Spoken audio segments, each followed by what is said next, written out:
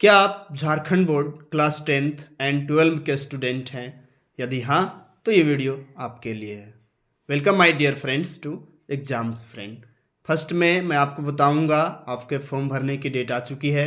इसके बाद मैं बताऊंगा आपको पैटर्न चूंकि बदल चुका है तो कैसे लिखना है, कैसे लिखने से आपके पूरे मार्क्स आ सकते हैं और एग्जामिनर कॉपी जांच करते समय क्या देखता है। सबसे पहले बात करते हैं जो आपके फॉर्म भरने की डेट आई है उसके संबंध में। ये देख लीजिए, एदत द्वारा वार्षिक माध्यमिक और इंटरमीडिएट परीक्षा 2026 में सम्मिलित होने वाले छात्र छात्राओं और अभिभावकों के लिए नोटिस आया था। अब हम आपको बताते हैं सीधा पॉइंट जो इन्फॉर्मेशन जरूरी है। ये देखिए, वार्षिक माध्यमिक परीक्षा 2026 के लिए बिना विलंब शुल्क का आपको यदि फॉर्म भरना है तो 18 नवंबर से 5 दिसंबर तक भरा जाना है और उसके बाद फाइन लगेगा, आपको शुल्क लगेगा 6/12 से 12/12 तक।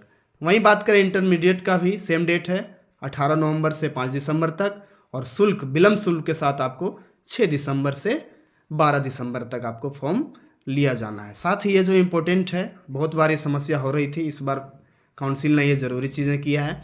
ऑनलाइन तथा आरटीजीएस के माध्यम से शुल्क जमा करने की अंतिम तिथि ये भी डेट दे दिया गया है 8 दिसंबर तक बिना विलंब शुल्क का और 15 दिसंबर तक विलंब शुल्क के साथ। महत्वपूर्ण जो जानकारी था वो भी ये जानकारी है। मैं कुछ देर स्क्रीन आपके लिए रोक दे रहा हूँ, इसको भी आप पढ़ लेंगे, बहुत ही महत्वपूर्ण जानकारी है। साथ ही ये जो तीनों पॉइंट आप देख रहे हैं ये भी महत्वपूर्ण जानकारी है जो आपके एग्जाम्स, आपके फॉर्म भरने से रिलेटेड है और बहुत महत्वपूर्ण है।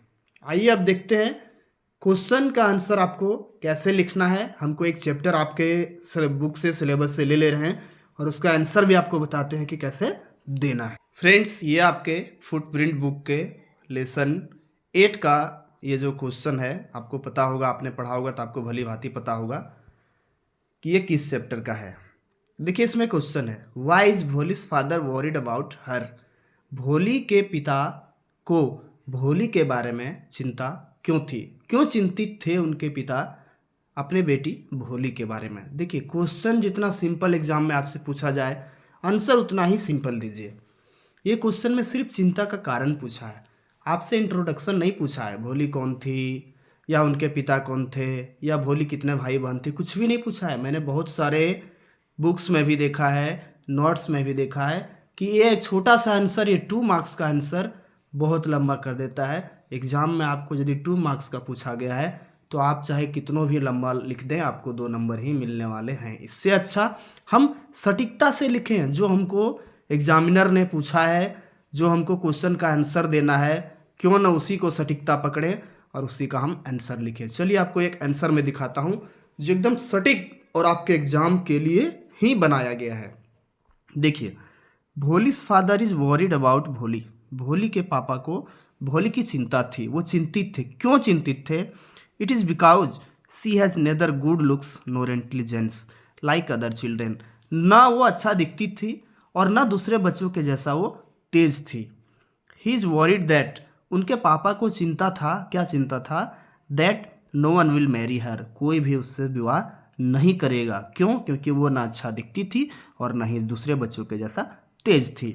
When she comes to of marriage age, उनके पापा को इस बात की बहुत फिक्र थी कि जब मैरिज की उम्र हो जाएगी, जब उसका विवाह का उम्र होगा, उससे कोई भी शादी नहीं करेगा। बस यही चिंता का कारण था। ये सटीक आंसर है और आपको ऐसे ही लिखना है। आप एक्स्ट्रा लिखेंगे कोई मार्क्स नहीं मिलने वाले हैं, उल्टा एग्जामिनर को पसंद नहीं आएगा तो आपके मार्क्स काट लिए जाएंगे।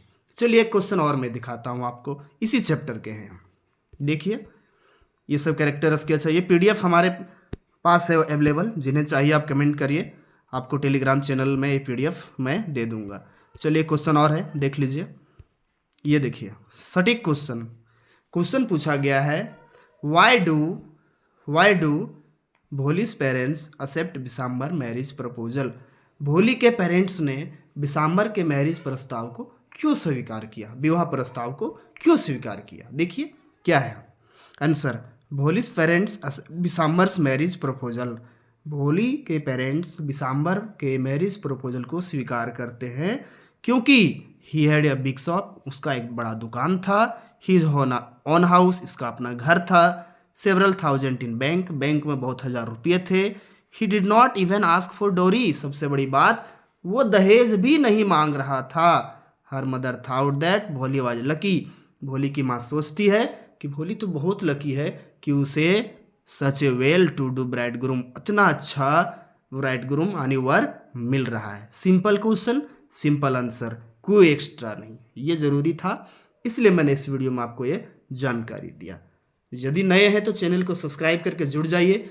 यहाँ आपको इंग्लिश और सोशल साइंस के सारे महत्वपूर्ण क्वेश्चन सब्जेक्टिव ऑब्जेक्टिव परीक्षा से पहले फुल्ली तैयारी करा दिया जाएगा, जिससे आप 98% मार्क्स इजीली ला सकते हैं।